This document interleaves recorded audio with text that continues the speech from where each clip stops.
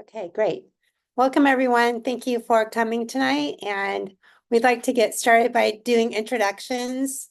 And we'll start with the PCCEP members that are here tonight, or who are here tonight. My name is Tia Palafox. I'm the co-chair of the Community Engagement Subcommittee. I've been volunteering with PCCEP since 2021. And my pronouns are she, her. And I will pass it to Adelia. Hi everyone, my name is Odelia Zuckerman. I use she, her pronouns, and I am a youth member of the committee and also the co-chair along with Tia of the Community Engagement Subcommittee. And I will pass it to Carrie. Odelia, hi, my name's Carrie Driver. I use she, her pronouns, and I'm a member of the Community Engagement Subcommittee, member of PCCEP for about a year. I'll pass it to Devante.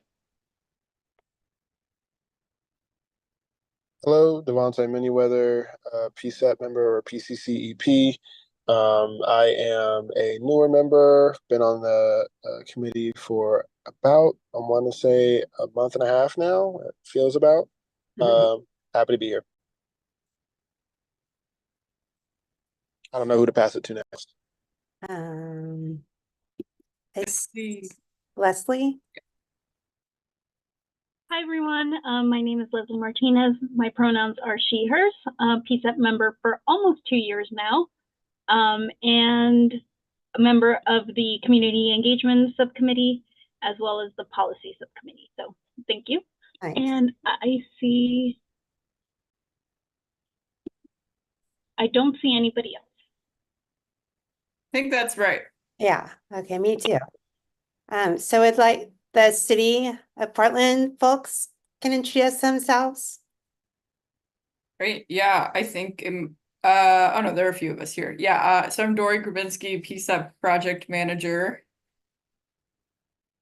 And monitor team, you all can jump into. Sure. Hi, everyone. I'm happy to get started. I'm Mark Smith. Good evening. Thank you for having us at this committee meeting. We appreciate it.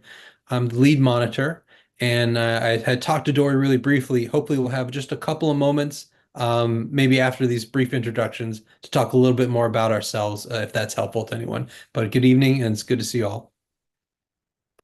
Thank you. Russell? Yeah. Hi, I'm Russell Bloom. I use he, him pronouns. I'm an associate monitor. Really glad to answer any questions, of course, about my experience in this field, but glad to be here with you all tonight, have an opportunity to listen and learn with you and from you. Thanks for allowing me to be here. I'll keep it brief, and I'll pass it on to Dr. Rob Fornengo.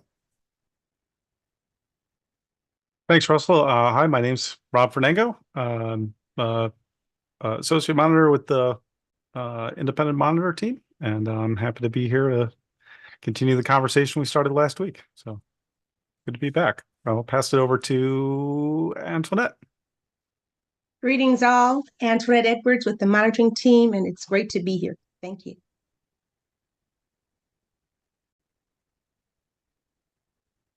Okay. I saw Sarah. Are you available to introduce yourself?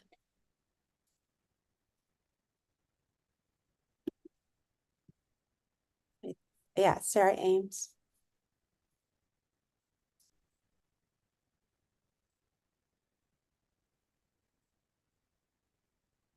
Well, we'll probably hear from Sarah later on. Maybe oh, there she is. Okay. Hi, I'm sorry. I'm tried twice to get on through my computer. I am Sarah Ames, she, her pronouns. I'm a deputy city attorney. I also want to relay, if someone hasn't already, Stephanie Howard regrets that she was called away for an emergency and couldn't make it. And so I will just want to relay that. Thanks. Okay, thank you. Thank you, everyone, for also introducing yourselves in the chat. And that'll do it for the introductions at this point. And can we move to the community agreements? Every meeting that we have, we like to go over our community agreements, to listen actively and respectfully, share airtime, Be present and open to new information and perspectives. Assume positive intent. Respect each other. Respect the group. Speak your own truth. Oh shoot, I just made it. Sorry. Okay, communicate directly, honestly, and respectfully. Ask questions to clarify. Call out bias. Be okay with ambiguity. Thank you. And Odelia. Awesome. Yeah, so just to provide a brief overview for tonight's meeting, after the general updates, we're gonna start to do like a bit of a debrief on the discussion we had with the independent monitor. And I think we're also gonna hear from them to share a little bit more about what they were required to do. And then after that, we'll move on to a drafting session for a statement on the community board for police accountability. And then at the end, we'll close it out with the public comments. Great. Let's go ahead and get started with our independent monitor section. And we're going to have independent monitors talk and introduce themselves a little bit, but some of the starter questions are: how would we like to engage with the independent monitor? What would we like to see as replacement for the COCO town halls, which is the community oversight, community liaisons. No, that's not right. Can someone? Compliance officer Compliance and community officer. liaison. Yes, thank you so much. I thought I had that memorized, but thank you, Mark. And let's talk about what was good from the previous town halls that we've had and what can be improved. So those are some of the starter conversations we'd like to have tonight. But Mark, would you like to give some starting feedback on what you were saying, giving some introductions and more background, and then we'll get going into a conversation. I will do, Tia. Thank you very much. Again, thank you for having us here. And I want to be really cognizant of the agenda that you guys have to not impact that too heavily. So I'll see if I can be brief. One other thing, I also recognize that we were at the subcommittee meeting last week on settlement and policy. We took some time to do introductions, which we loved. There's a lot of, I think at least a handful, if not more, of people here who heard those. And so I'll be mindful of that and try not to delve in. But if there are questions that you want to ask us, we're ready. But if not, just having the chance to say hello is of value. Last thing before I say my brief intro is I love the questions that you put up on the slide. In particular, what was good about previous town halls? What do you think should be improved? I want to hear those things. We will be arranging our own town halls. We will be consulting with PCCEP to make sure that they are geared toward the right way. And so hearing those comments from you as we go about our work is really valuable. So I appreciate that. Okay, my brief intro. Mark Smith, the lead monitor. I've done civilian oversight, pardon me, of policing for about 20 years now. And that's involved different police departments, all of whom have seen fit to have outside agencies, civilians watching over their work. And that to me is a very valuable and important and critical role that I think should exist in many places throughout this country. I've had the opportunity to work in civilian oversight in a few different agencies in a few different places in the country. Most recently, spent about 6.5 years as the Inspector General for Los Angeles Police Department, doing oversight there. I've also done this work in Chicago, in the California Bay Area, and I had one opportunity for a couple of years to work inside a law enforcement agency, again, still as a civilian, as a constitutional policing advisor to the LA County Sheriff. And that was a really good chance for me to compare the outside work that I had done and put that into advising the head of a law enforcement agency. So I've tried to take all those different experiences, combine them together, and hopefully that will serve me well in this role as lead monitor. But I'm very fortunate to be supported by some amazing people who work in a very similar industry as I do and have some other talents outside that industry as well. And I'll let them introduce themselves that help build out our team right now. And so I'll turn it back to Russell for the first intro. Thanks, Mark, and hi again, everybody. So again, Russell Bloom. I've been working in the field of civilian oversight of law enforcement for about 10 years, but for 3 years prior to that, my entree into the arena really was as a volunteer police review commissioner for the city of Berkeley, California. And that police review commission is one of the older commissions in the country, having been formed in 1973. And I really developed my sort of passion and deep interest for the work via that volunteer role, and sought out opportunities to do it professionally. I was fortunate enough to get hired by Mark Smith in the BART office of the Independent Police Auditor. That's BART stands for Bay Area Rapid Transit. That transit district has its own police department that sort of infamously was responsible for the shooting death of Oscar Grant in 2009, which led to the creation of a very robust oversight system, of which I'm now a part. I am now the independent police auditor there and have been doing that for 8 years, and have been fortunate enough in recent years to be able to do some of this work as a consultant for cities including Albany, California. I'm sorry, Albany, New York. There's also an Albany, California, and San Jose, California, Oakland, California. And this is work that I'm really deeply passionate about, in particular, really deeply recognizing and valuing the importance of input from the people that we serve when we do law enforcement oversight, those people being the reason that civilian oversight is important and necessary, in my view. I'll cut it short there, but of course, glad to answer any other questions about my experience or my perspective. And thanks again for listening. Let me pass it back to Rob. Great. Thanks, Russell. Yeah, my name's Rob Fernango. I have a PhD in criminology and criminal justice. And I've split my career, spending so far in the last 25 years. I spent about 15 years doing primarily academic research in program and policy evaluation, a lot of work around studying violent crime trends, and then evaluating law enforcement interventions that were targeting violent crime. I then moved into healthcare, and I got into quality improvement, again, program and policy evaluations around quality improvement in healthcare at the federal and state level, with Medicare, the Center for Medicare and Medicaid Services at the federal level, and then working in 18 different states to help evaluate their network adequacy and programs that were designed to improve the quality of care being delivered to Medicaid clients. My role on the team will be primarily to assist with any data analysis needs and any additional review that comes up, supporting the rest of the team as we go through the whole monitoring process.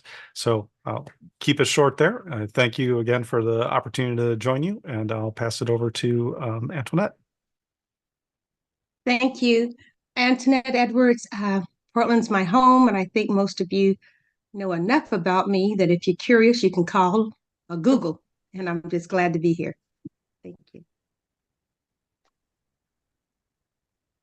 And T, if I could add just one other statement, and then I want to be careful and mindful of the time of the subcommittee here. The only other thing I wanted to make sure is it's important to me to try to clarify expectations up front as much as possible and clarify what our role is. I'd rather do that on the early side and try to answer any questions or concerns, as opposed to get far down the line and have people maybe have expectations that are a little different than what our monitoring teams are. And so, to say it very briefly, or to attempt to, we are guided very particularly and specifically by the settlement agreement, by the requirements laid out in the settlement agreement. It's our job to monitor compliance with those paragraphs, including the 8 paragraphs that have primary mention of PCCEP. And to me, those 8 paragraphs are set out there to make sure that PCCEP is viable and sustainable, And so when we are doing our assessments of all the paragraphs that are under monitoring under the settlement agreement, those are some of the ones that we will be looking at to make sure that those protections are being met, that those requirements are being met appropriately. Now, those paragraphs also happen to be in the phase of self-monitoring, so it's the city's responsibility to monitor those, but we will be consulting with them on what their plan is to do that monitoring and assessing whether or not they are indeed self-monitoring effectively. So we are guided very much by the settlement agreement. That's what our responsibility is. The other thing that I want to mention with regard to PCEP and how it connects with the monitoring team is that we want to listen. We want to really genuinely listen. We will do that by being present at meetings. We will do that by being available and accessible to you. And in a moment, I'm going to respond to one of the texts in the chat with a general email address where you can reach us. We're not a massive team with tens or hundreds of people. So if you reach out to us, we promise to get your response in a reasonably quick fashion. We want to be accessible to you if there is something that you're seeing with regard to the settlement agreement, with regard to the city, with regard to PPB, that you think is not right and that you think ought to be brought to our attention as we make our assessments of compliance with the settlement agreement, and you want us to know about it. We want to be there to listen to that. If there are success stories, we want to hear that too. Sometimes there maybe is something that's positive about how PPP is doing in a certain area. Well, that's great as well. But point is, we want to listen. So those are the two messages I have. We are guided by the settlement agreement. We are here to measure compliance with all the paragraphs, including the 8 that I mentioned that specifically focus on PCEP. And number 2, we want to be available to you and we want to be good listeners to you. And those are the 2 primary ways that I believe we will interact with PCEP. So with that, I keep mentioning that I don't want to take over. We will answer questions. We will be here. We're going to be here through this meeting. There are other team members, by the way, who weren't able to make it today. They won't make it to all the meetings, but at least 1 or 2 of us generally will. There are a total of 9 of us on the team, and so you've got about half of it here tonight. I'll stop there, and I'll try to keep responding to messages in the chat as much as I can. Thank you so much. I'm really glad you talked a little bit more about how you're guided with us. That gives a good baseline. Thank you. Okay. Thank you so much for the introductions. And I just want to say Antoinette Edwards is a huge Portland advocate and has been a really great asset to this community in helping youth in our area and so many other people in the Portland area. So I know that Antoinette has made a big impact to the community here in Portland. So I really appreciate her and all of the history of her work here. I don't know all the details, but I just wanted to say a little something since I don't know if everyone has met her yet. So I wanted to just do that really quick too. And we can move on to, let's have a conversation of number 1, how would PCEP like to engage with the independent monitor? And maybe we can just consider these all together if people have thoughts about any one of them. Sounds good. It's be a good time to sort of debrief what folks thought about last week's conversation with the monitor team, if you had any thoughts from that, and then kind of forward looking. I know in this space we've received feedback about the former community engagement process around the compliance town halls, the reports and stuff. And so in a forward looking way, if you have thoughts about that as well, could kind of just share some initial thoughts now. Thank you. That's a good idea. And open to community as well at this time. Perfect.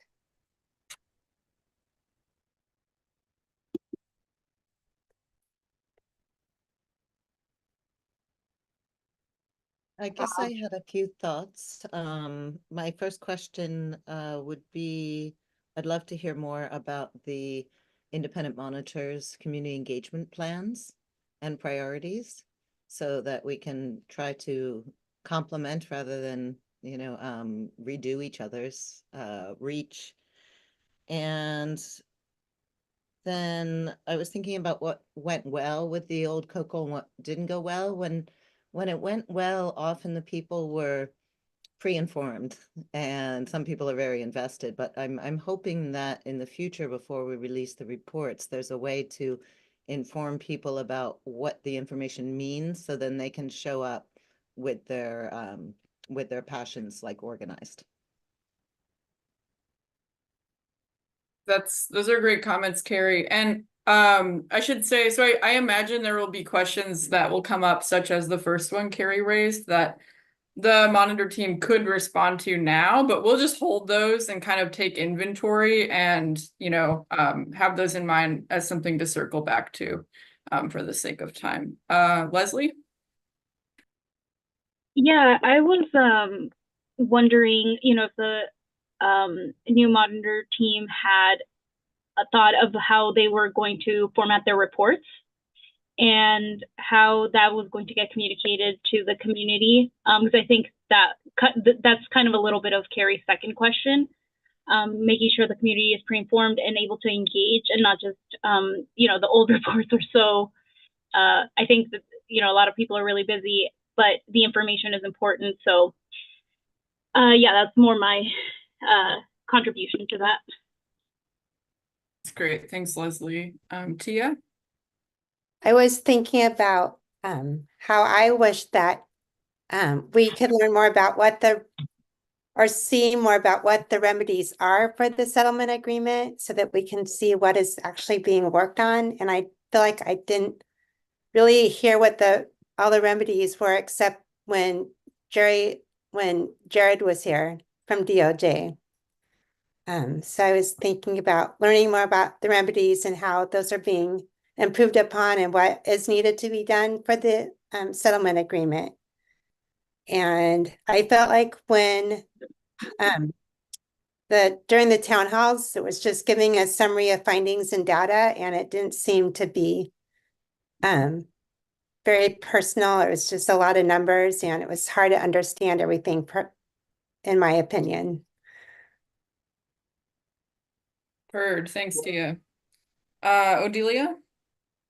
Yeah, in line with what's been said, I feel like I don't know what I want to see, but I know more of like what I don't want to see. And so I guess thinking about like, how can these concepts or this communication be like way more accessible and digestible, and not just for people who are really involved with this work, and even for PCCEP members who are like, who know a little bit more than others, but like for everybody. And I also think that means looking at other forms of communication, and other like learning styles, kind of.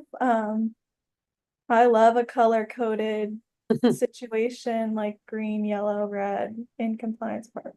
Just things like that to make it more digestible. And then also I think it's great that you all want to hear from the public as much as possible.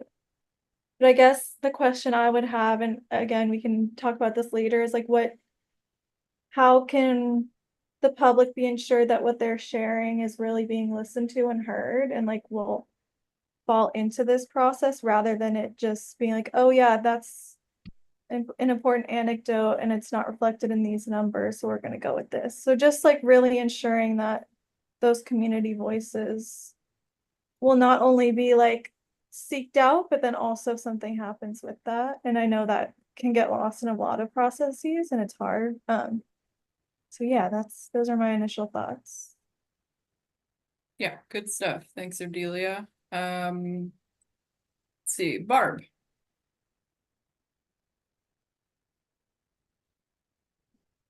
Oh, wow, you surprised me. Couple suggestions on my mind. One is, I always thought it would be cool to have PCCEP break into study groups like we used to do, to go through the settlement agreement or to go through the report. And as far as what the town halls were like or became like, they were either way too long with people sitting there for like an hour and a half, 2 hours, and the Coco talking for at least an hour, to at times be, and that was when we had 3-hour meetings in person, to be shoved into, you know, a subcommittee that meets for half the time or less time. So I hope that makes sense. Thanks, Barb. I'm gonna go Devonte, then Dan, then Carrie, then Tia, just to prioritize those who haven't spoken. So go ahead, Devonte.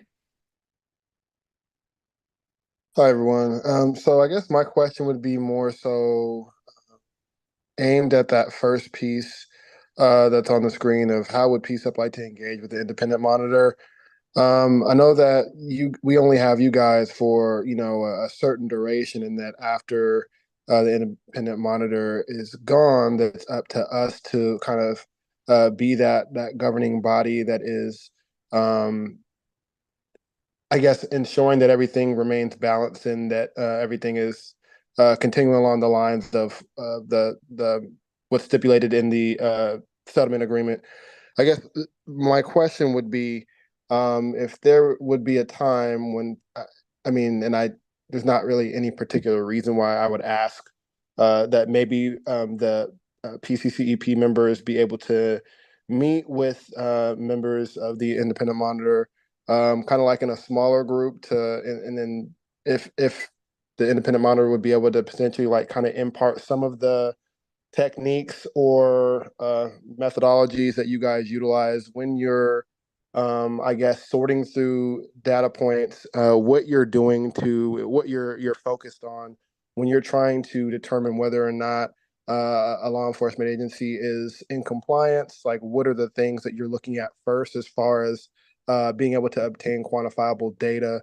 I think that would be extremely useful for maybe us to have. Obviously, it wouldn't be nearly at the level that you guys are doing it, but just the thought process and the perspective of, yes, we can meet together and have our meetings, but it's important to have a way to quantifiably track progress and incidences over, you know, certain stints of time. So that would be my ask, is if there's you know, a point in time when we would be able to kind of meet with you all, learn from you all, and get some of that perspective and knowledge that you guys have, you know, acquired over, you know, the 10 years that you guys have been doing this work. So Thanks, Devonte. Let's go to Dan next. Good evening. This is Dan Handelman. I use he, him pronouns. I'm with the group Portland Cop Watch. Thanks for you all being at this meeting again tonight. And so I want to echo what was said earlier about some of the meetings felt like they were too long, and that the compliance officer just kind of kept talking before the community had a chance to say anything. But then on the other hand, there's times when it feels like they're too short and people kind of left and there were still unanswered questions. But you have to be able to find that balance. I think in terms of making sure the community is informed, one of the big problems has been when, and this, if you're working with the PCCEP to set a date, this is going to be very hard to figure out, but maybe you can do it, that you don't have the meeting only a couple of days after the report comes out, because it takes a while to read and digest it. So it should be later on in the process, but not so late that the questions that get answered at the forum can actually inform public response to the report. I hope that makes any sense. So, you know, probably somewhere right in the middle, like if you have a 30-day period, which I think is too short, then, you know, somewhere in the middle instead of in the first week, and you know, or closer to the end rather than closer to the beginning. And just in terms of rattling off the data and so forth, it is overwhelming. And I wonder, I'm thinking out loud here, but I'm wondering what it would be like if, as the report gets presented, if the monitor team can stop at the end of each section and say, does anybody have any questions or comments before going on to the next one, so that people aren't overwhelmed by the material. Of course, the downside of that is when somebody has a question about something that hasn't come up yet, you have to ask them to wait till you get to that. But that might be a better way to have more interaction with the community. Thank you. Thank you, Dan. Carrie? Thanks. I just wanted to, I was raising my hand because I felt like what we need to do in preparation for our future independent monitor presentation, community engagement meetings is also be prepared for what we need to do afterwards and prepare our contacts and relationships so that when and if there is a deep dive on a particular area, we can make sure to have something to follow up. So as like Odelia was saying about the commitment to the community, if you're engaging them, then we need to prepare the PCEP schedule and work plan to also accommodate time to follow up on anything that gets raised that's particularly of interest. Agreed. Tia? I was thinking of a couple things. The first thing I wanted to say, what I really liked about the COCO reports is when they would talk about their findings after giving some data was giving suggestions for improvement or giving suggestions for us to possibly come up with a solution or a recommendation. I enjoyed their suggestions. The other thing I was just thinking about was who do we want to reach out to make sure they're at the table during the COCO town hall? Should we be doing a different type of outreach? Who do we really want to be there during the COCO? Or, I mean, sorry, during the independent monitor reports? Because I'd like to do the research, the outreach. Thank you. Yeah, I'm glad that you mentioned that detail about when it was, I don't know how often it happened, but when it was discussed, like what was needed or sort of the path to compliance, those were always moments for me personally where it was more clear like what was being discussed. It's like, you know, kind of taking it from the realm of like data and reporting to something I could like envision a little better and sort of understand like, oh, this is the idea behind this remedy and what it would look like. For some reason, those were kind of crystallizing moments for me. So I guess that's my bit of public comment as well. Any other comments here before we move on?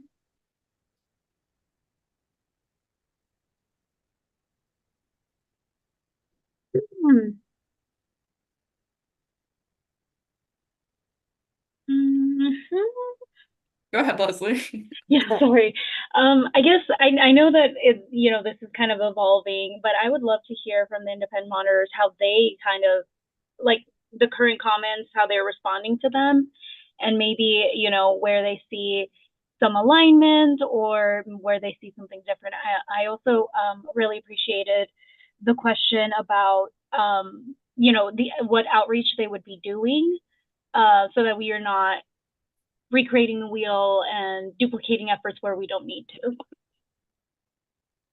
Yeah, I know you all are still early in kind of defining some of these the questions that have been raised, but I think in response to Leslie's question, we have just a couple of minutes if you all want to respond.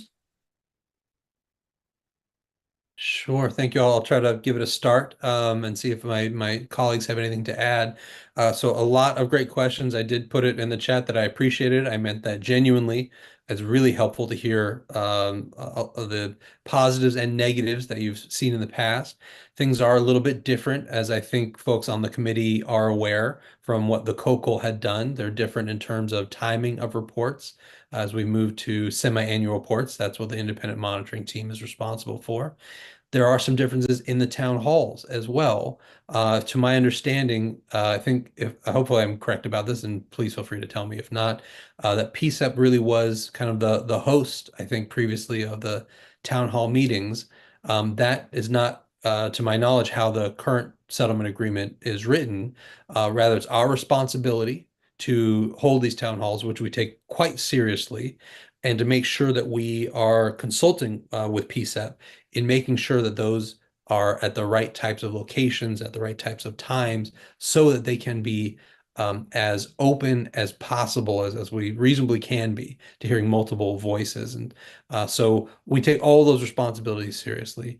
Back to there's a couple of questions about sort of the community engagement plan. As I opened up earlier on, we are again guided very much by the requirements of the settlement agreement. So our responsibility is to measure compliance with those paragraphs. But it is important for us to make sure we are hearing community voices and voices from all across the community. So we want to be available through a website, which we are just in the starting processes now of building, and I appreciate your patience as we do so. We do have a group email address. And I mentioned before that we're a small group, 9 people in total right now. So when you email us, we can be pretty responsive, and I put that into the chat.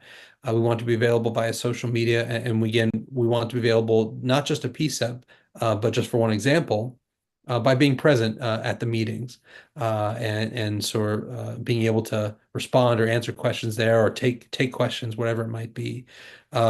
We have already done some community engagement in our early existence, reaching out to AMAC. We have just set up a meeting with Mental Health Alliance through their attorneys, and we'll continue meeting with other stakeholders insofar as they want to meet with us, whether it be in person during some of our trips up to Portland, or whether it be virtually, or a combination thereof. And if people are curious, there was one question I received last week and this week about how to get in touch with us to talk about our timing, when we'll be in Portland. You can email that group email address at info@portlandpolicemonitor.com, and we'll be very responsive to you. Let me not go on too long. Let me see if either Russell or Antoinette in particular, or Rob as well, but Russell, Antoinette, if you have any thoughts on sort of community engagement in general for the monitorship, please feel free to share them. If not, that's okay. I'm taking this all in and really listening, actively listening.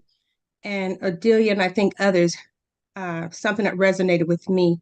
How do we inform stakeholders, constituents, community members?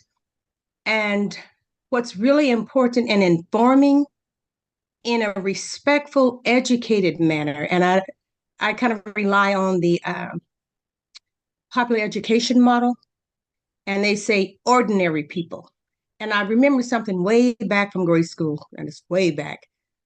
When you're writing something, I think they said at that time that a 6th grade person, someone with a 6th grade education, could read and understand. And that's in a very respectful way that I'm sharing that, because I've listened to reports when people are talking at you.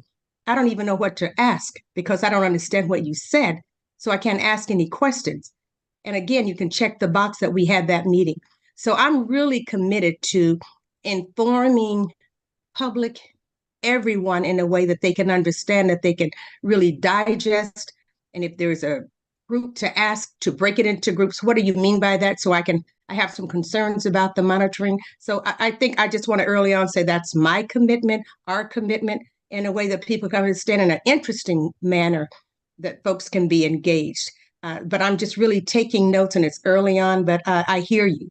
And again, please feel free to reach out. Concerns.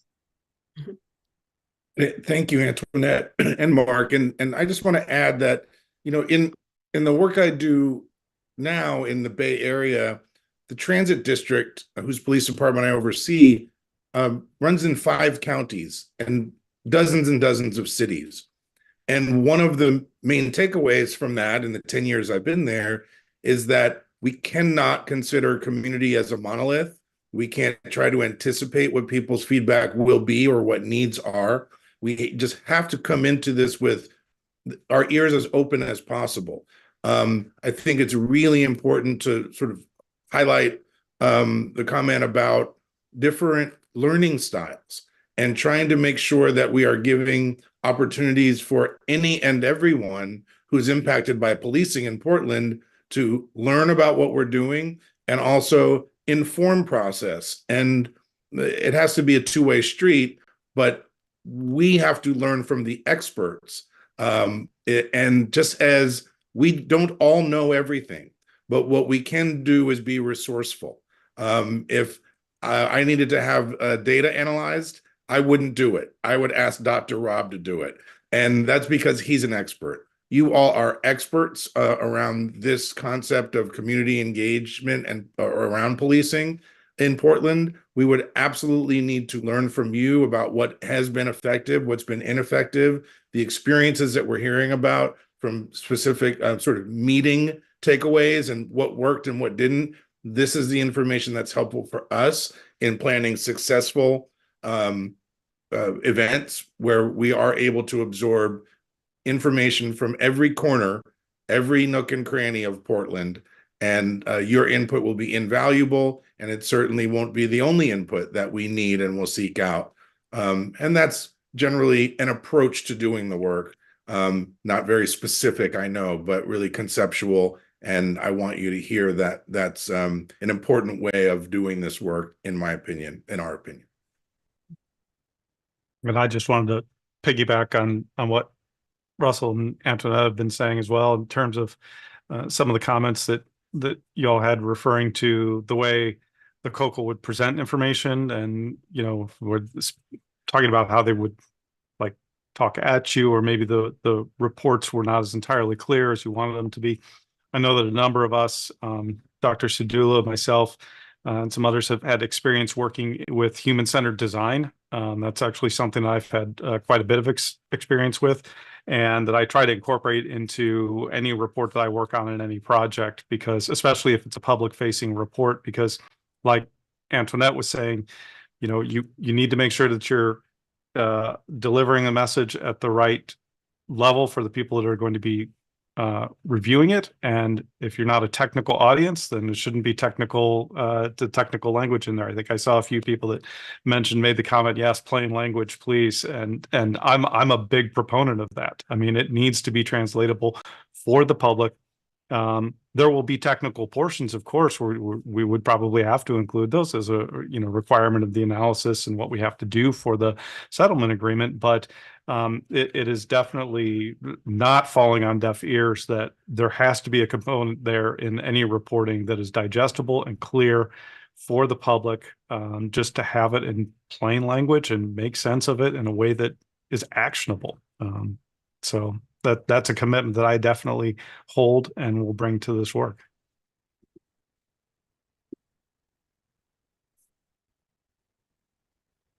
Great. Thank you all so much for this discussion again. And I think a lot of good initial feedback about kind of the future and next steps. And yeah, so I think we'll leave it there for now. Co-chairs, you ready to move on to the next topic? Yes. Thank you. Great. Cool. Let's get those slides up. And yeah, I will circulate that email to PCCEP members, the monitor's email address, to keep you all in regular communication as well, for thoughts that come up. Just wanted to mention that before I forgot.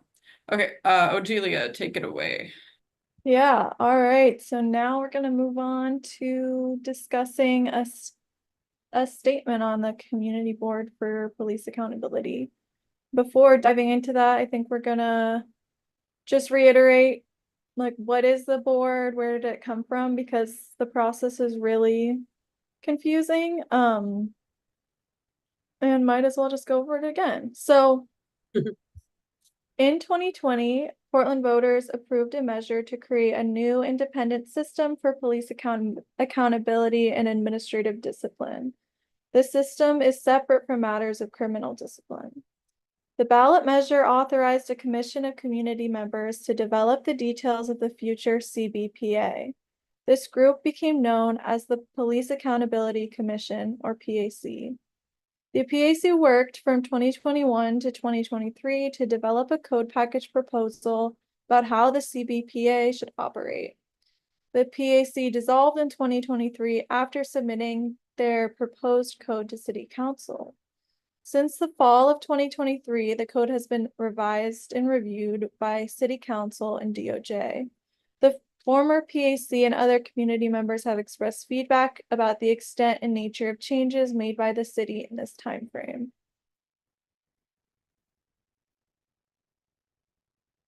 So kind of looking into the future, and next steps is the fairness hearing on the CBPA. So the CBPA will replace the city's current administrative discipline system, aka the Independent Police Review and Citizen Review Committee. This replacement requires an amendment to the settlement agreement. The court has set a fairness hearing to consider the amendment to the settlement agreement, Section 8 on police accountability for 9 a.m. Thursday, August 29th. The city and DOJ asked for the fairness hearing so that the city can move forward with implementing the community board for police accountability. Once the accountability section is amended, council will vote on the final code and the recruitment and appointment process for the new board can begin. PCCEP is always invited to speak at fairness hearings. PCCEP has previously discussed thoughts about vagueness around the anti-bias criteria for future board members. PCCEP has also has questions about how the police chief will be subject to discipline/investigation under the CBPA system. And just to read in the chat, a clarification from Sarah Ames. It wasn't the ballot measure, but a later council vote that established the PAC to recommend details and code for the oversight board established in the charter amendment. So can we go to the next slide, please? I think that's Oh, all right. the last slide here. I just wasn't sure. Okay, perfect. So now here we are. And essentially it's our goal to propose a statement that will communicate what PCCEP thinks could be improved, both in code, but also it's not just about the code, but the entire like accountability process. Because the DOJ isn't voting on the code, which I didn't even understand. The judge isn't the judge isn't approving or disapproving of the code package, which you all have talked about before, but is deciding whether to amend the settlement agreement, Section 8 specifically. So it's a little bit different, but some general themes are kind of the same. And also as PCCEP, like you're invited to appear at the court, whenever you please. Kind of give comments as you see fit. So yeah. And Carrie is asking in the chat, are we writing a statement for the person who speaks on behalf of PCCEP or a written statement? I'm not sure what the "or" means, but yes, the idea of this draft is to prepare a statement that PCCEP would then authorize somebody to present on behalf of the committee. Does that make sense? Yeah. Yeah, I think Carrie was asking if we're doing just a written statement or someone's going to read it. Gotcha. Yes. Yeah. No, I think the idea would be to present it. And then of course you can submit it in writing as usual too. So we do have a draft for your review based on the written comments that PCCEP submitted like 2 or 3 weeks ago that Odelia worked on, and I helped based on the slightly different circumstances around this hearing. So we can review that now. This is purely a draft. And yeah. Should we pull that up, Odelia? Yeah, I'm wondering how we want to do it. I think first maybe talking about like the few just like overviewing the few major concerns and then going into the draft, even though we kind of already did that. Go ahead. Yeah, so I guess the main thing that we wrote our public comment about was the bias language that people nominated can't have a bias for or against, a demonstrated objective bias for or against the police. Language similar to that, which we found to be overly broad and vague and could really like leave people out, or depending on who's making the decisions, certain people could, I don't know. I think it was just very vague and could cause some issues. And then another thing is there's multiple police adjacent folks on the nominating committee. And so there's just some things to think about there and concerns that may bring up in terms of if that bias language were to stay, which hopefully it doesn't, that would really make this a really strange process, I think. But also in general, like thinking about power dynamics and who's making these decisions. And then the last thing is that the chief of police won't necessarily be investigated by the board if the mayor decides to go with a different route for investigation. So essentially the mayor is deciding whether or not the chief is going to be investigated by the board or not, and we think that's strange. It could grant a little too much, like maybe immunity to the chief, for lack of a better word. But yeah, I think, do you think we should just read over the draft now, Dory? What do you think? I think that's probably a good place to start. All right. Let me pull that up.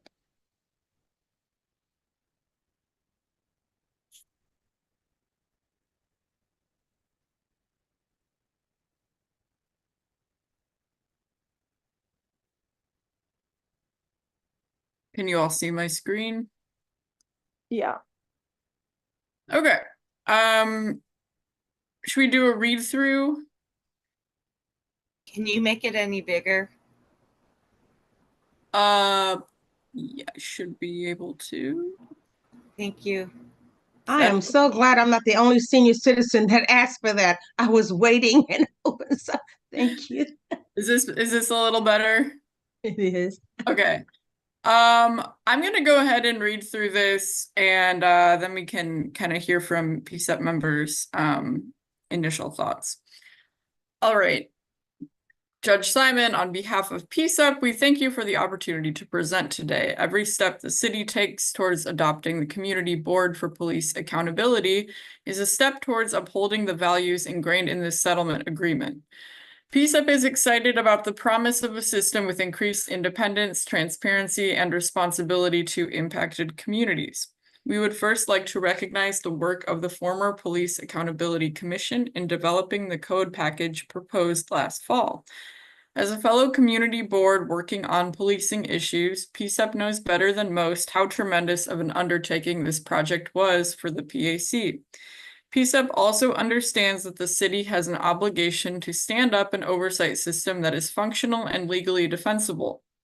We appreciate everyone's commitment to creating the best accountability system possible. In the spirit of community leadership that has guided this process all along, we hope that the judge, city, and amici will consider some lingering concerns PCEP has identified about the details of the future CBPA.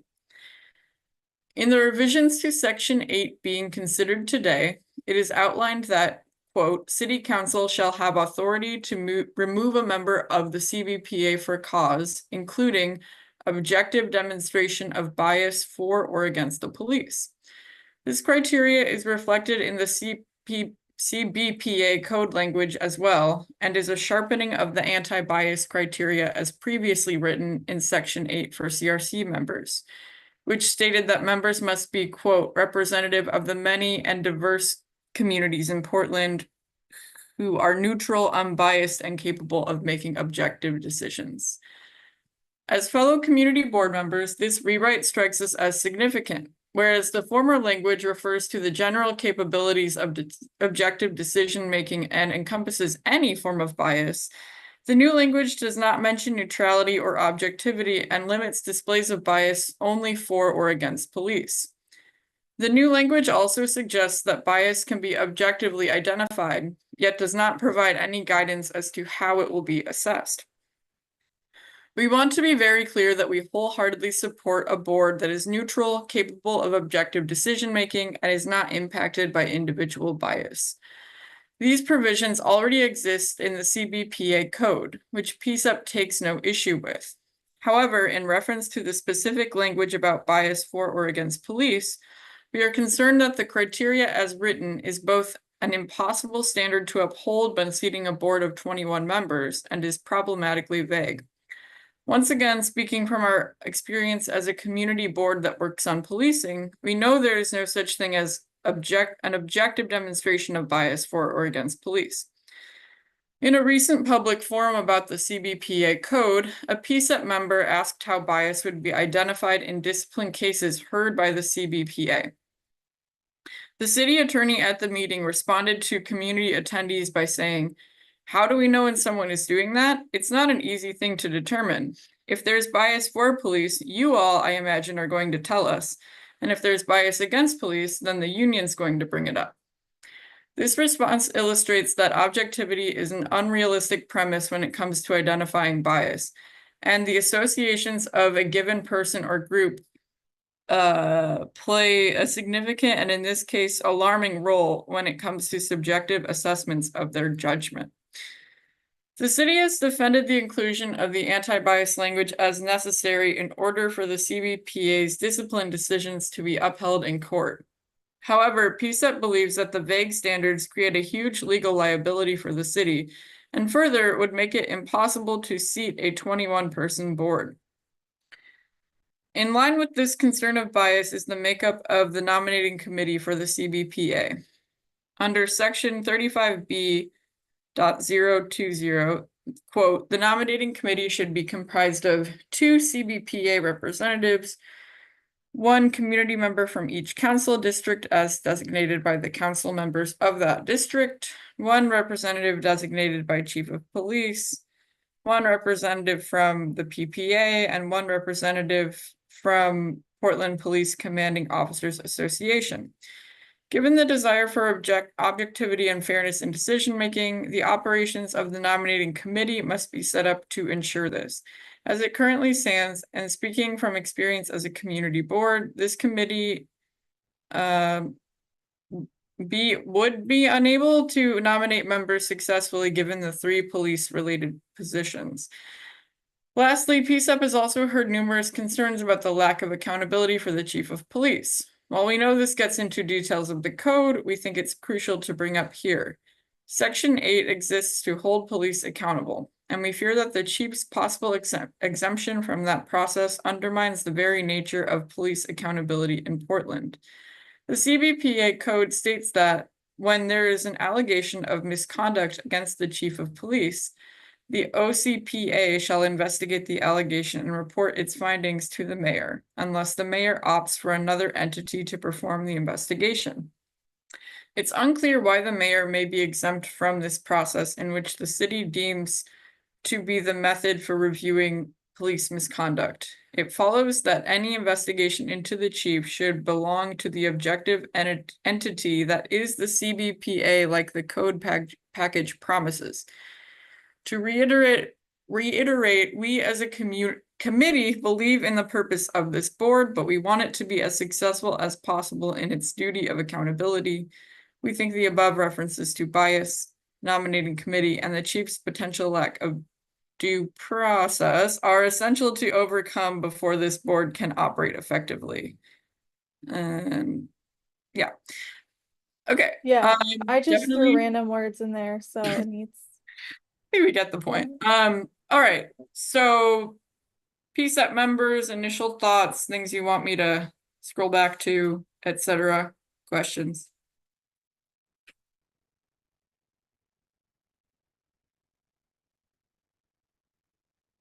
Jorge, good to see you. Hi, everyone. Sorry for joining late. Can you send me the link so I can read it over again in my head? I have to like, I'm not that type of person that has to read things a couple of times to to fully get it. Yeah, of I can course. I can send it to everyone while you. It is on the website. So if someone could, because I'm screen sharing, if someone could drop that in the chat so everyone can click on it. Sorry, I meant to do that before we started. My bad. It's on the event page for this meeting.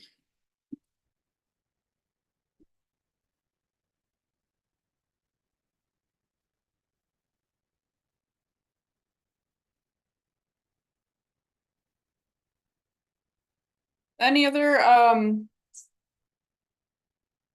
any initial thoughts or comments? We kind of have a couple main sections. There's the breakdown of the bias language, which is in the Section 8 amendment itself. And then there's some references to other pieces, which are mainly references to the code.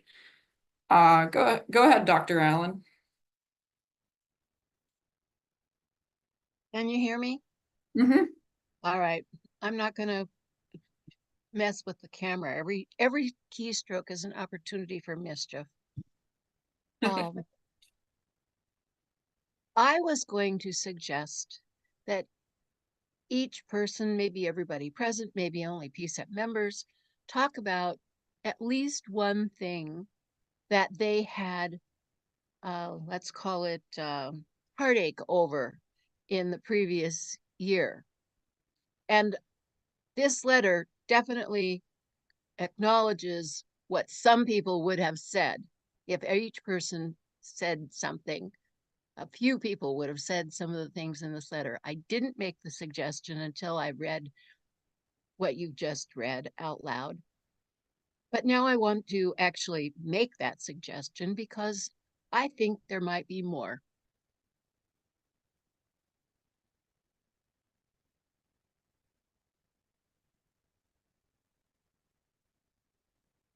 Thank you, Dr. Allen. Do you understand? Do you understand what I'm suggesting, Dory? I'm not sure if I do. Maybe other folks caught it. Okay, it sounds like maybe we did not catch the point. If you maybe could rephrase. The point, a lot of what we're doing here was to give the independent monitor team a chance to hear about how PCEP has survived the last year. That's a generalization. And to make it not general, to make it specific, I wanted to suggest that each person talk about the thing that gave them the most heartache. There might be a lot of repeats amongst the 13.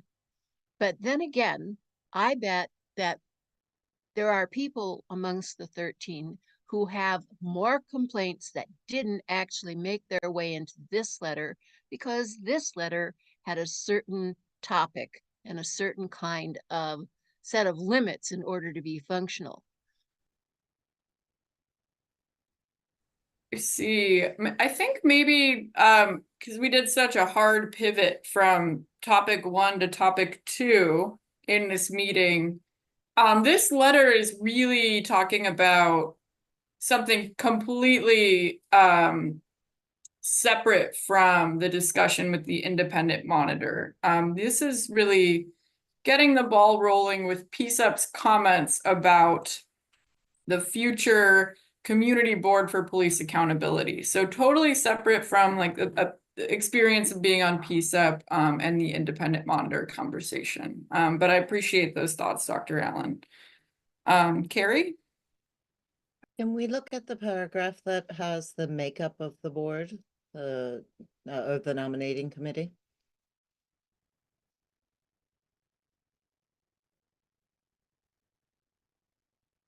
Yes, there it is. I feel like in that paragraph where the cursor is now that starts with in line with this concern, we haven't really explained the issue that we have with the 3 police officers and why it would contribute to a difficult time making it balanced.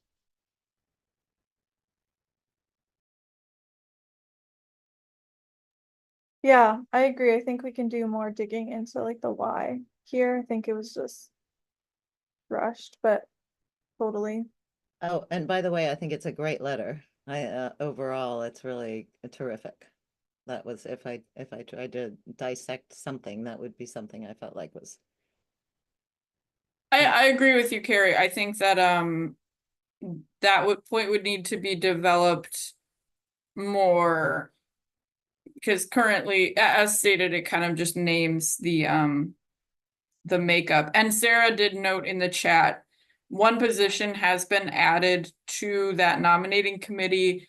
It is a representative from the Office of Equity and Human Rights. And I do believe the city did that they added that person to the nominating committee in response to some comments along these lines from community, and in an effort to create a slightly more balanced nominating committee. So PCCEP should keep that in mind too when developing this paragraph, if there is desire to develop it. Tia?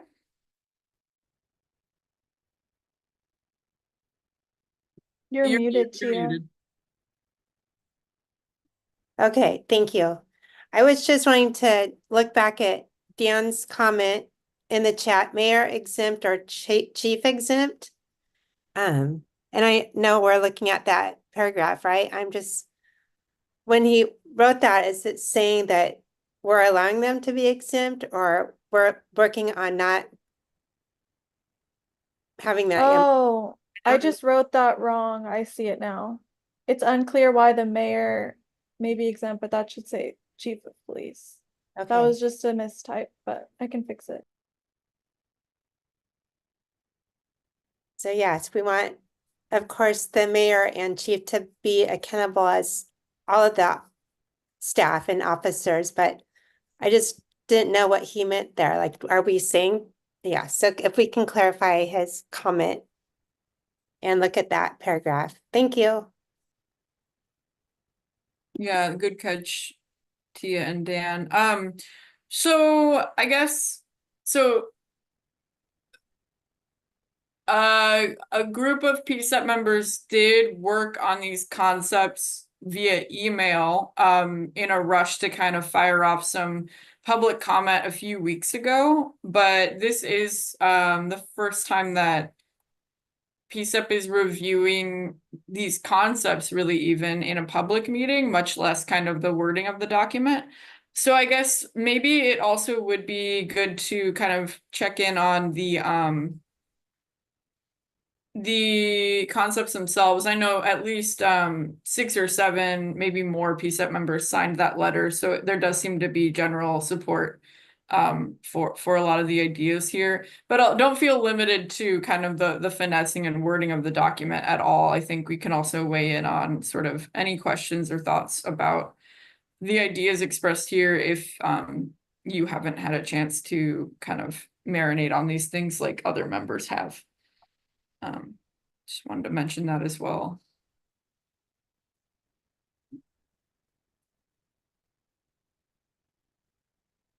And since not seeing a ton of PCCEP hands, I think community folks, if you all have comment at this time, feel free to raise your hands as well.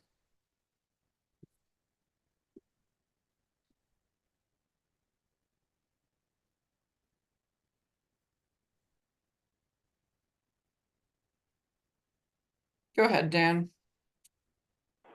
Hi, everybody. This is Dan Handelman again, and I think you all know that I was also a member of the Police Accountability Commission, and that the bulk majority of the people who were still on the commission when it ended its work last September are still in communication with each other, and we're very appreciative of the letter that you all wrote to the city. I'm sorry to hear that they didn't respond to you directly in any way, raising these concerns, but you know, you have the opportunity to talk to Judge Simon about it, which is great, and I'm glad you're going to do that.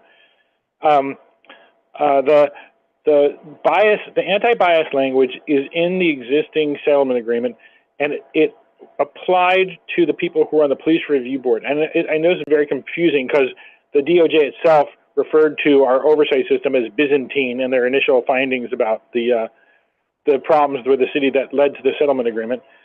But there's a separate review body that's called the Police Review Board that's internal to the police, and that language was already in there. But because that body doesn't have public meetings, there wasn't as much concern about that language affecting who was getting put on the board, because nobody from the community could see what they were doing when they were at work. But I think that this is a very different situation where we're counting on this board to do the work of investigating and holding officers accountable. And using that vague language about the bias is very problematic. I'm hoping that you'll insert a reference to what happened in Boulder, Colorado, which we talked about a few times now, where a person was removed from their oversight board because they were supposedly anti-police, and then they sued the city, and the city pulled that exact language out and put in language like what we already have that you've referenced, that just says you have to be able to make neutral and objective decisions about the police conduct. I think that is what is going to make sure that the people who are on there are doing the job they're supposed to do. And furthermore, my colleague, and maybe she's going to raise her hand too, but my colleague Debbie Iona brought up that the city attorney is going to remind them that they have to follow those rules in order to find an officer was followed or didn't follow police policy. So if you come in there, every time their case comes in front of the board, somebody keeps saying, "Oh, the officer must have been wrong. I don't like the police."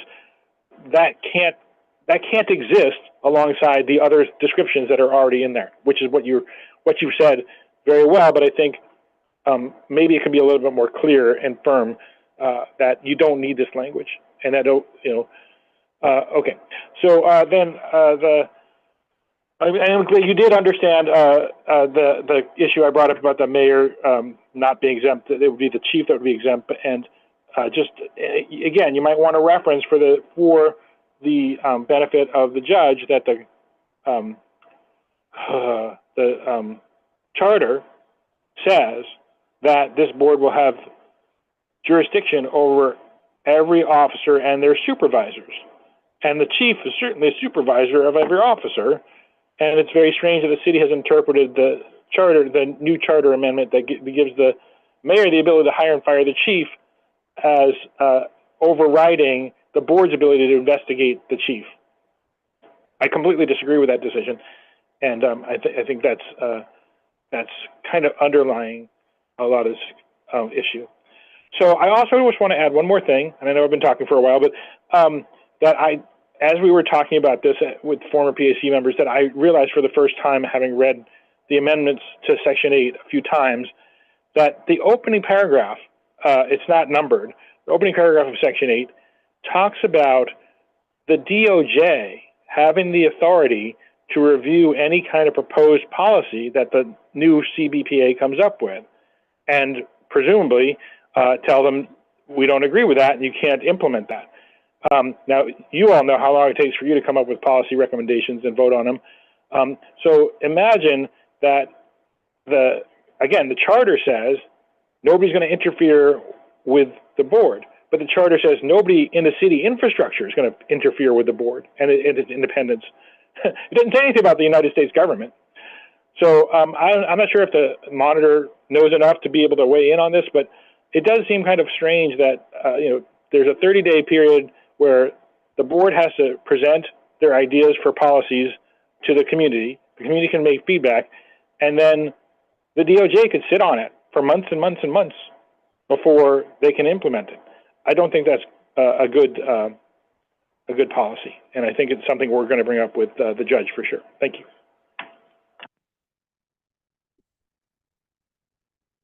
Thank you, Dan. Go ahead, Debbie.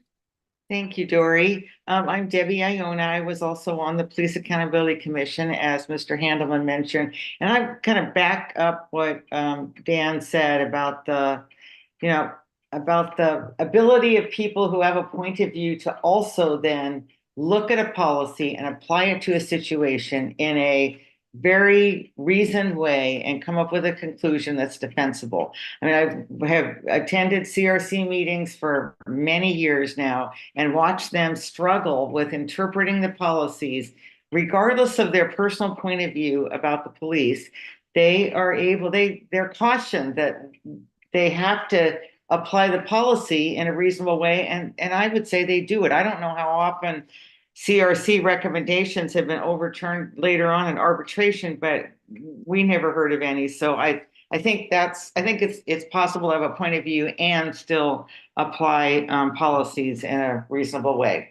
So I don't know if you are interested in hearing ideas for a couple more topics to include in this letter, and they may actually be sort of straying from the actual settlement agreement amendments, but I have observed that Judge Simon seems kind of open to hearing ideas that are a little bit off topic, but related. And so two things that were very disappointing that got removed from the code for the PAC, from the PAC's proposed code to the current version, is our proposal envisioned a one-stop shop as far as all investigations would be conducted by the civilian agency. And the city's code, as it stands right now, still has plenty of complaints going to internal affairs, and then a certain set of them going to the new civilian agency. My feeling, and this is just a feeling, was that when the public voted for this, they actually thought they were going to get an independent civilian oversight agency. And thinking that some complaints are still going to go to the police may be disappointing to them. And so that might be something to point out. And then the second thing is we included some specific provisions to our version of the code that would help lead to systemic improvements. We got these ideas from like other cities and NACOL documents and stuff. And so they were two examples are that in a misconduct case, there could be additional ratings that point out whether there was a problem with training, equipment, supervision, whatever, and they're, again, systemic, and they aren't blaming the officer for anything. They're pointing out some things that should be addressed to make the police bureau work better. And the other thing is there were these things called sentinel event reviews or root cause analysis, where you look at a big problem, there's no blaming going on. It's having a group of people, community members, professionals come together and do a kind of a deep dive investigation into a big event and seeing what you can learn from that in order to make improvements for the future. And so, again, both of those were very disappointed that they took them out. And if you felt like mentioning that in your letter, that would be great. Thank you. Thank you, Debbie and Odelia. Yeah, I just wanted to point people to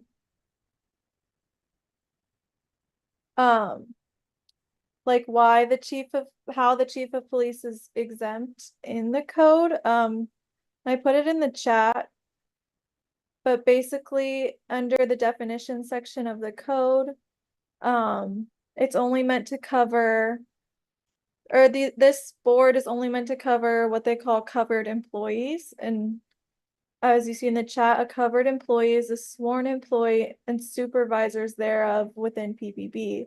The chief of police is not a covered employee under city charter section, whatever that says. So I think that this part, essentially this whole process is being outlined for all police except the chief. And I think that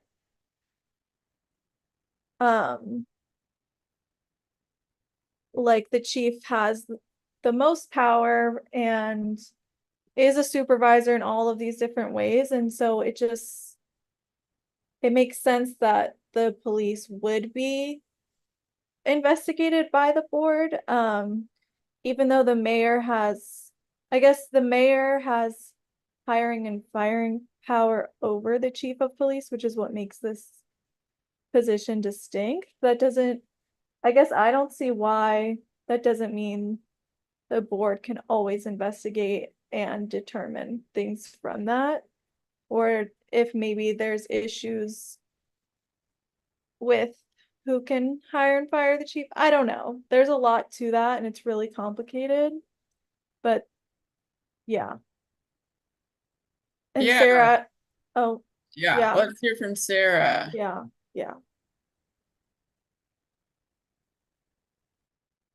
Hi, sorry, I'm still having trouble with my video, but yes, that is the charter amendments that passed to change the entire form of government are very specific that the mayor has responsibility for hiring and removing 3 individuals. One is the city, all with the hiring being confirmed by the council, mind you. It's the city attorney, the chief of police, and the city administrator. And then the city administrator has the hiring and removal over subordinate officers. And under, that was a much more specific voter approved charter amendment that gave that specific authority to the mayor. And we think that that controls over the earlier, more general statement. That is the logic and the legal interpretation of why this was created this way. And it says that they may investigate and then give their findings to the mayor for decision, or the mayor may, at his or her discretion, have somebody else investigate. So that's why the code was written. And as Dan said, yes, that code was drafted to support the interpretation of the charter language under the legal advice they got. You may not agree with it, but I just thought you should know that that little piece. So Sarah, you're saying that the CBPA can it still investigate the chief? And the code, which let me, I have it up on one of my screens. The code language says that where there's an allegation of misconduct against the chief of police, the OCPA shall investigate the allegation and report its findings to the mayor unless the mayor opts for another entity to perform the investigation. So the position is that they will investigate and report their findings to the mayor unless the mayor takes affirmative action to opt for another entity, which of course would be subject to some political, I see. Okay. There's even under the new system. So I see. Okay. The other piece that I did want to respond to is the scope of the jurisdiction, and specifically the voters approved a ballot measure that says they would investigate and issue discipline in all cases of deadly force, officer-involved shootings, death in custody, cases of discrimination, biased policing, and complaints of force-causing injury. The force-causing injury, that was revised in the proposed code to be all cases alleging excessive force, which would include, cases where they complain of injuries. And then it also says, and other cases as the board sees fit. And so there was, the PAC thought that they should investigate all, recommended they investigate all community complaints right off the bat, and any that the police officers themselves want to bring to the Office of Community-Led Police Accountability. But we started with a slightly expanded version of what the charter called for, and then when the board is up and running, they can decide to add more, and the council will approve those.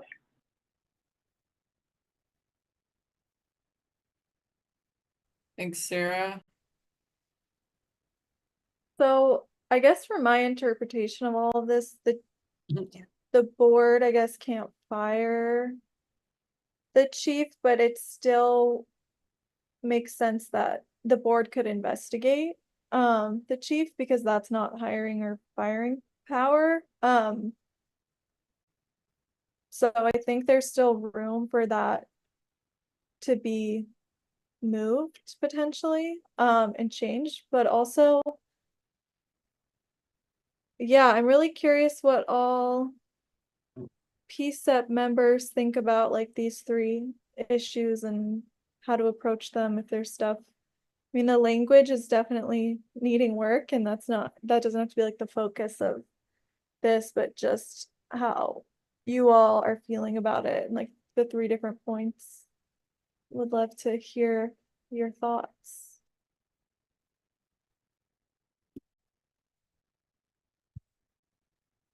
Yeah, I think the 3 points that we have are solid. I'd like to look into the thing that Debbie mentioned about the Sentinel, the reviews with the no blaming and the community engagement as maybe a fourth thing.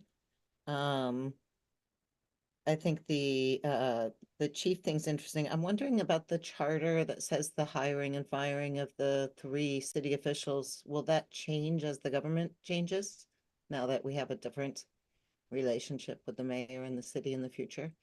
Or is that something that's going to stay? I don't know. And not in time for us to have it for the 29th, but just wondering if that is specific to the new form of government and the powers of the mayor one. Oh, starting okay. January. Yeah. Okay, thank you, Sarah. Thank you. Yeah, I think we've got a really solid foundation and some time to work towards, improving it. Seeing agreement from Leslie.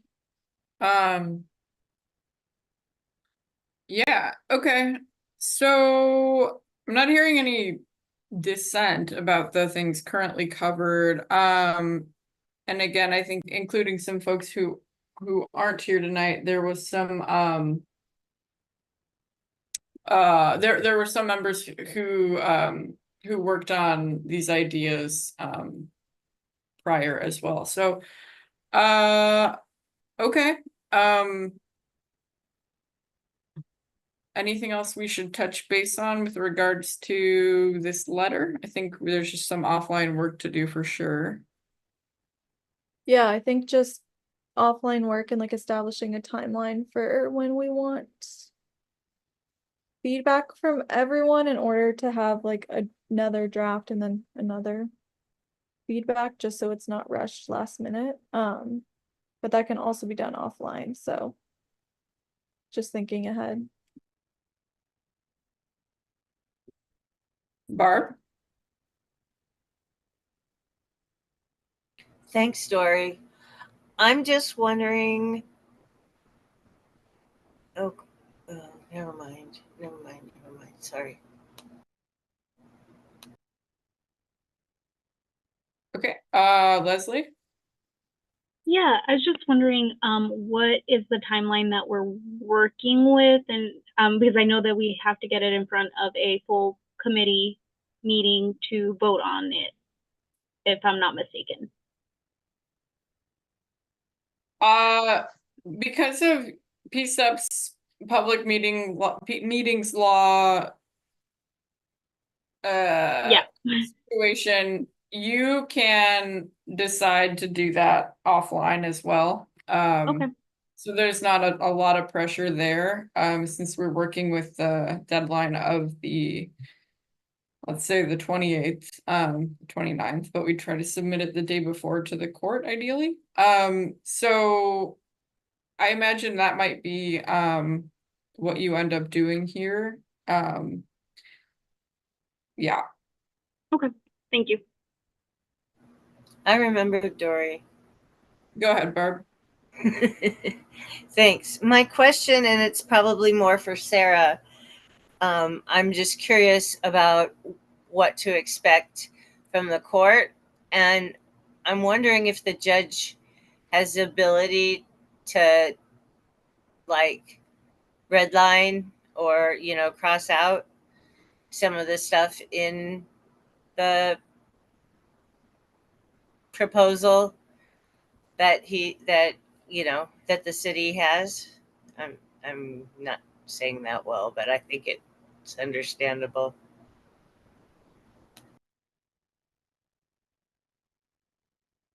Hi. The judge is being asked to determine whether these amendments are fair, adequate, and reasonable. That is the standard. It's kind of a yes/no question. I would say that these amendments to the settlement agreement, not only, I mean, they were posted and recommended by the council back in November, but they've also gone a process of review for any bargaining issues by the PPA and PPC, or the Portland Police Association and the Portland Police Commanding Officers Association, the unions that represent the officers and sergeants who would be under the system.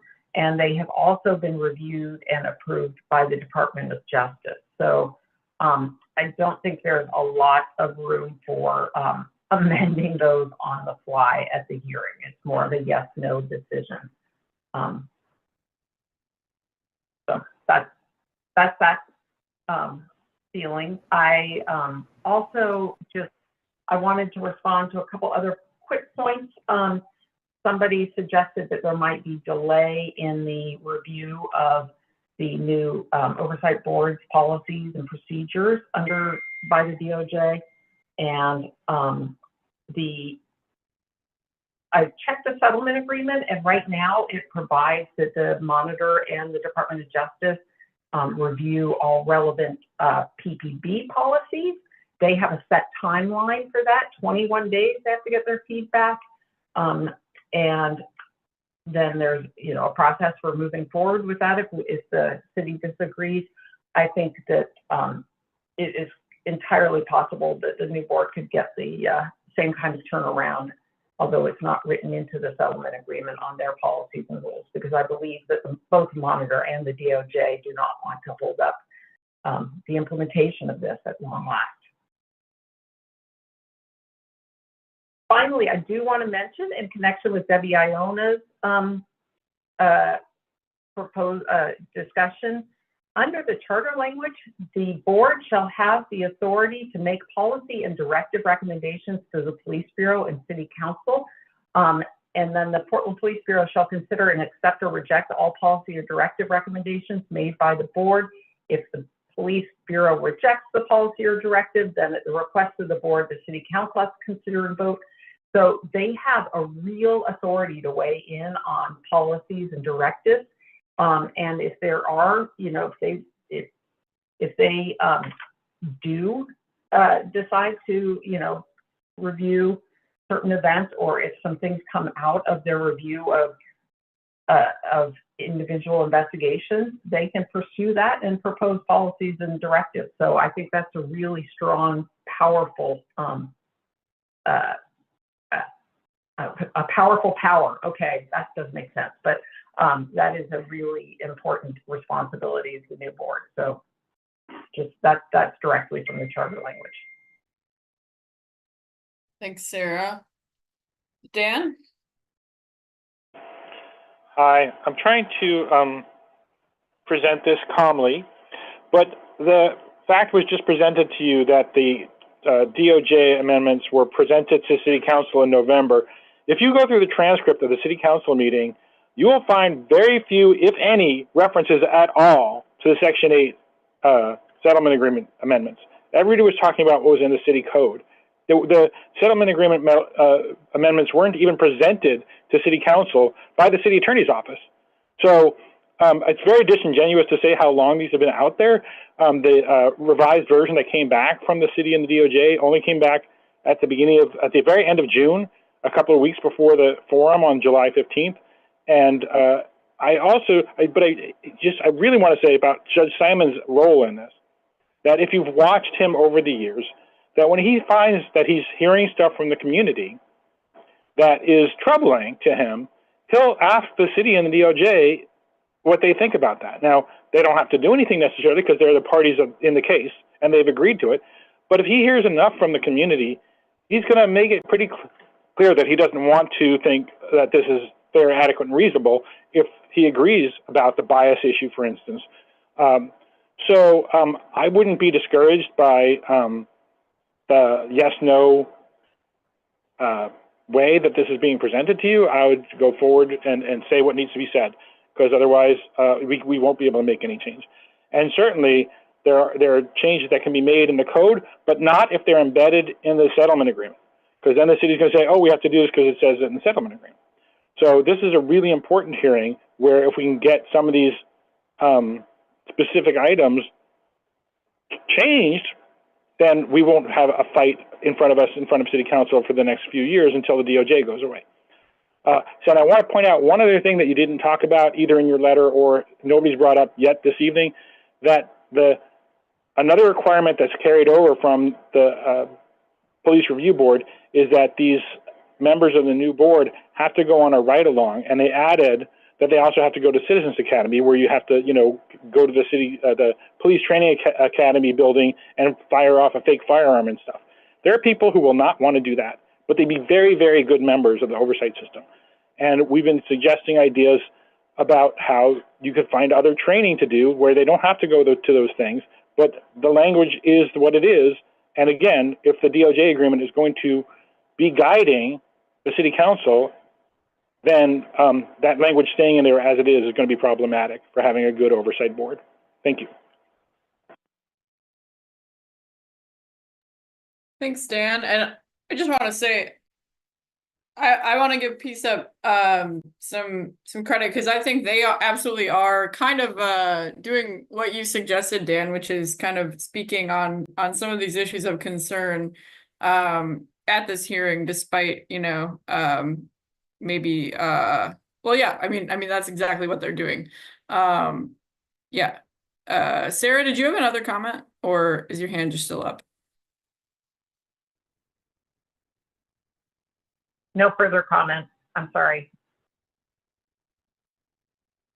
All right. PCCEP, anything further? Any responses to comments you've heard? Questions?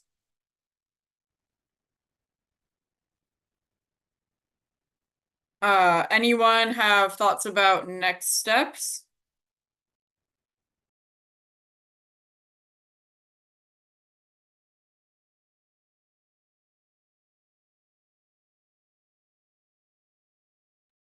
Go ahead, Leslie. I think we've already touched on it, but it sounds like we're going to need to clean up the current copy based on the comments for tonight, and then probably send it around for a PCCEP review and move it forward from there. I'm just if we're not going to show it at a meeting, or if I guess we don't have to show it at a meeting, I guess the piece that I'm missing is when and how we're gonna publish it to the community for final input before we move forward with it, or I guess is this that opportunity? Yeah, I would say, we could circulate this via our mailing list as usual and all of that kind of thing. And this is a bit different from a recommendation, right? This is just a PCCEP statement where, I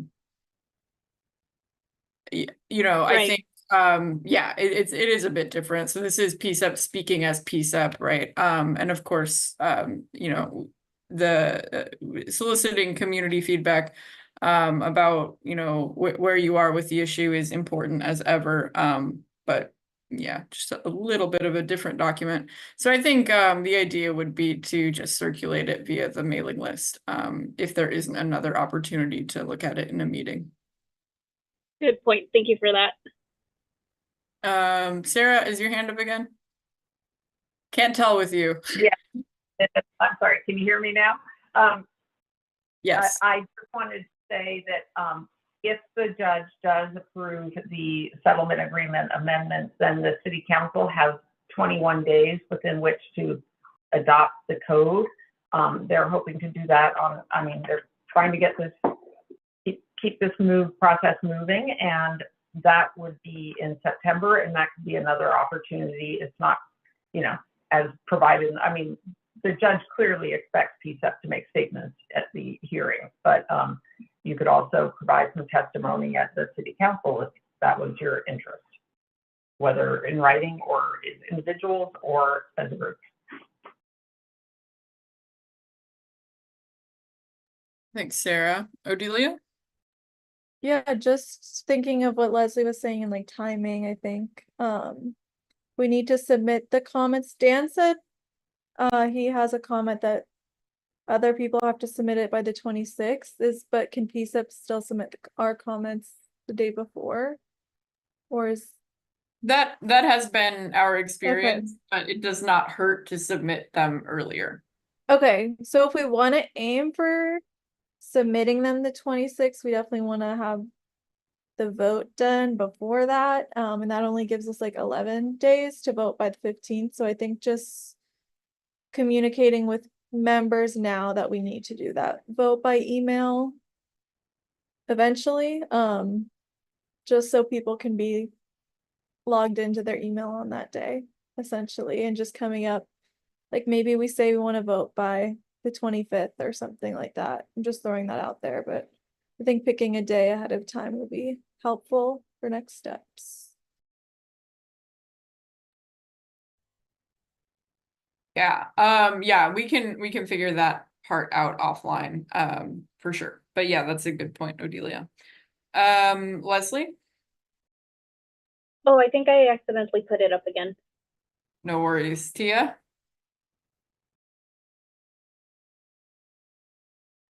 You're muted, Tia. Sarah, can you confirm that the ride along and community academy is required or optional? That's kind of feels important. Yes, the ride along or walk along, the community academy, and an opportunity for education with folks who are have been impacted by policing. All those three are all required. The last one was added at community suggestion as part of the end. I got to double check whether those are all in the code or whether those are in the settlement agreement. I think maybe just the ride along and community academy are in the settlement agreement. Oh, wow. So both the ride along and the community academy are required? It's not one or the other? Oh, interesting. Jorge? And then this part, I don't know if it's been said, and this is another question for you, Sarah, which I apologize for. But I know like it would be a very long process, if we wanted to change, like if it was just that or like, something in the agreement. How did that work? Like the process, if we wanted to, like amend something or add something into that.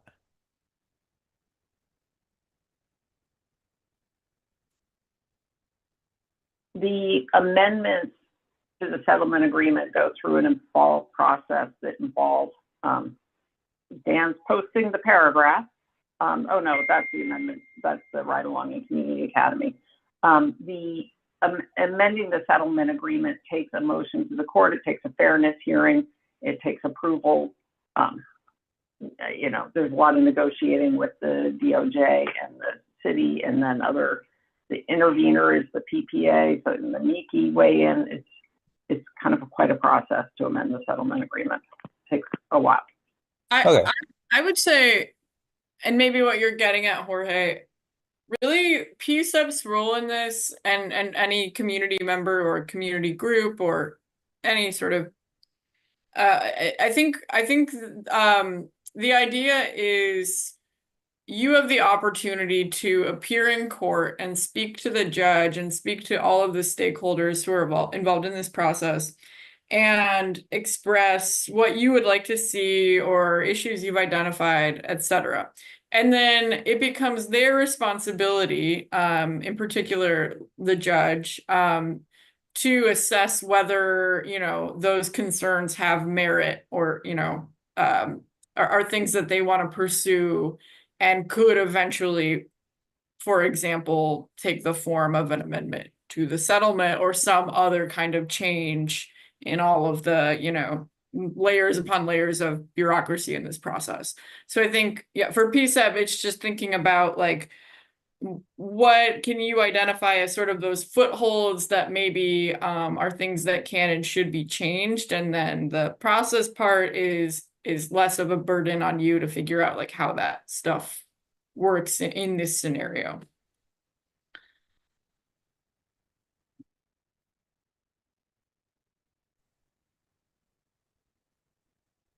All right. We have about 10 minutes left. Anything else here before we move on to public comment, which we've kind of been doing already, but we will kind of officially transition into. All right. Really good conversation. I think. Oh, Tia is raising her hand. Oh, go ahead, Tia. Can you state who the team is writing the letter? It's really just been Odelia with help from me. And it's based on a letter that I apologize, I can't remember who all worked on it. Okay. Carrie helped so much with the previous letter, and Ashley too. Okay. Yeah, And so then it's kind of, yeah. yeah. Kind of based on previous public comment, written comment that they submitted, but slightly retooled for the court and the different things being evaluated for this hearing. Thank you. Got it. Okay, yeah, I think Barb, is your comment an open public comment or related Yeah, to? it's really quick. It's thank you for having open public comment. That was it. All right, thank you. Thank you. Thank you for participating, Barb. Okay, so I think some good next steps for this discussion. I think some new ideas to consider and some fine tuning for sure. So thank you everybody who chimed in here. And yeah, now we'll transition into open public comments. So if you have any additional feedback about this conversation, or in particular, any comments that you want to share that PCCEP should consider that are unrelated to things that we discussed today, please feel free to raise your hand at this time.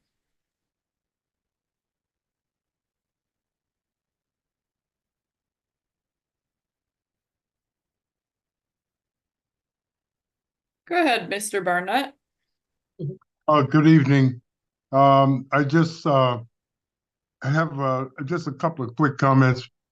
First, to commend this group for taking seriously where we are in the process of the whole thing about trying to get some more reform in our police department.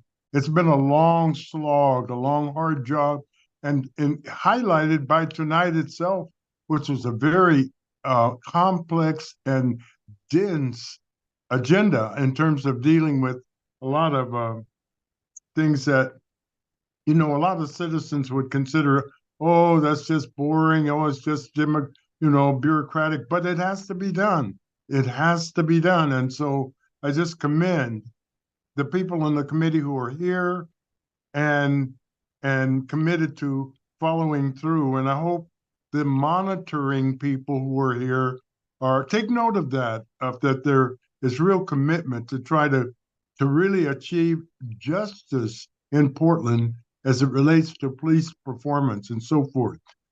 My second point is I really want to encourage and support your consciousness about, in a democratic society based on the rule of law, nobody should be above the law.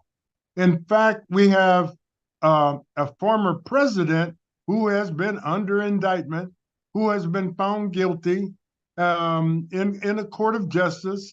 And so to say, oh, well, we don't have to worry about the poor little police commissioner or the police chief, no, they are all subject to the law.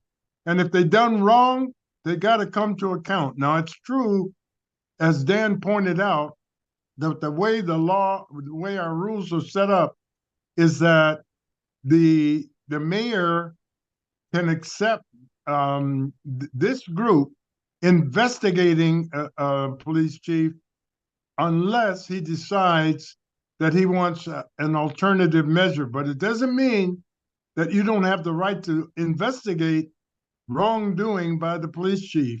So don't be cowed by some kind of soft thinking about, oh well, it's the police chief, and oh well, oh well, oh well. No, if the guy's wrong, or woman, whoever it is, nail him.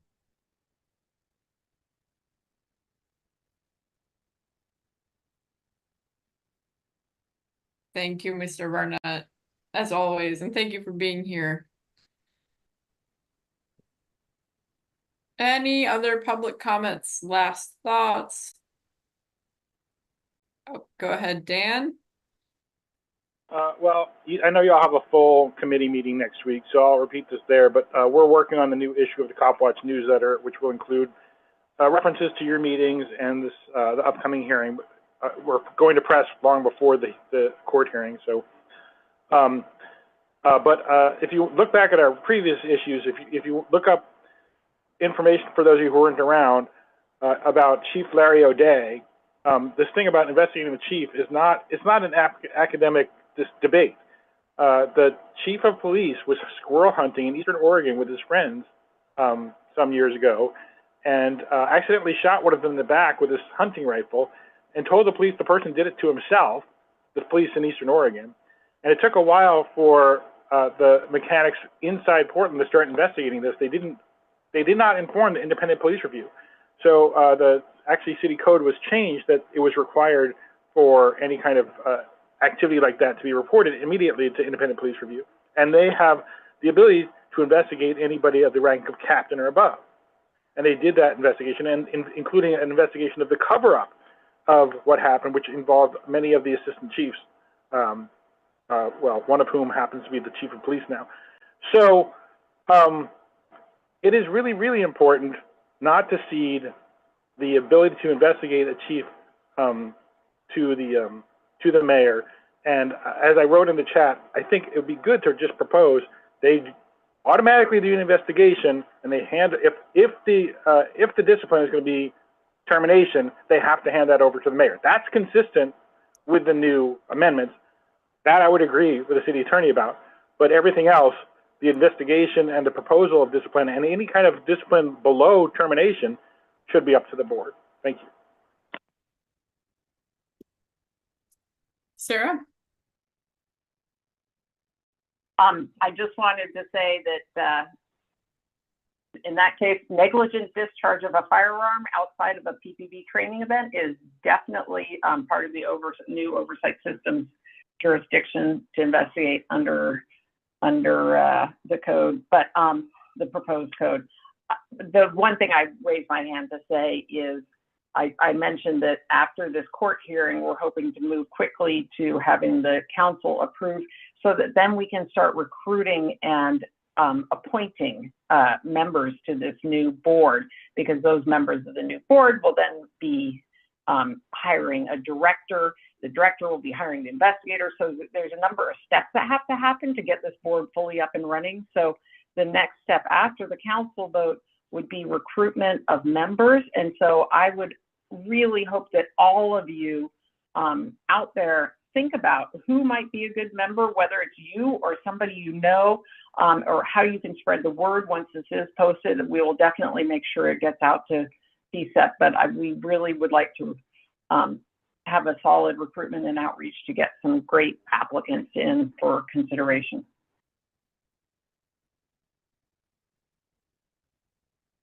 Thank you, Sarah. And Dr. Allen?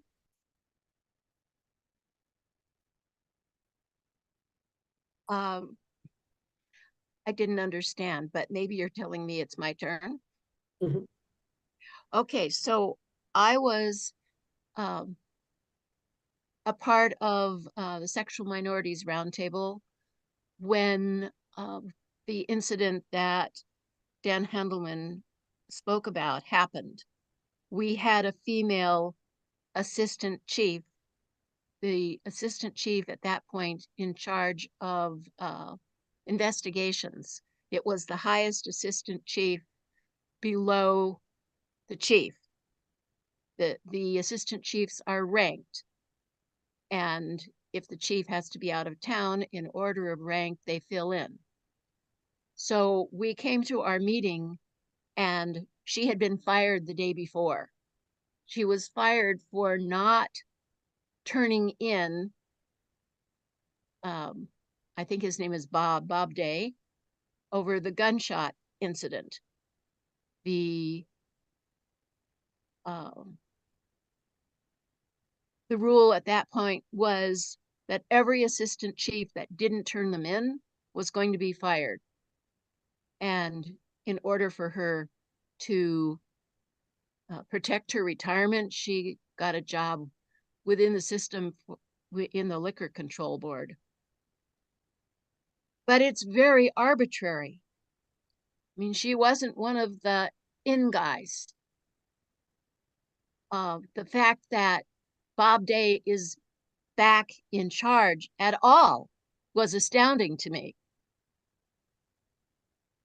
And the whole point of this discussion has to do with trying to get rid of what amounts to an old guard, how they propose each other for having responsibilities over and over, no matter what kind of things they've been disciplined for. I'm done. Thank you. Thank you, Dr. Allen. All right. I think at this time we are ready to wrap up. So I will hand it to Odelia for what's next, and then we will close it out. All right, so the next meeting was supposed to be next week on the 21st, and sorry this is like such late notice, but PCCEP decided to make this a private session just to, I don't know, we just determined there was some internal conversations that need to be had and to create like a more cohesive PCCEP. So hopefully this will lend itself to more success at future public meetings. And yeah, that's that. Thank you everyone for coming, as always. And we will publish our, whatever those comments look like that we read, and we'll see what happens from there. And thank you to the independent monitor for being here and staying, and hearing everyone's thoughts. And we look forward to continuing this work all together. Thank you everyone for coming tonight. We appreciate your time. Yes, thanks everybody. 8 o'clock.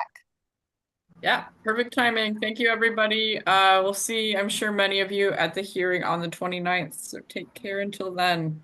Bye. Good night, all. Thank you. Recording stopped. Good night. Bye, y'all.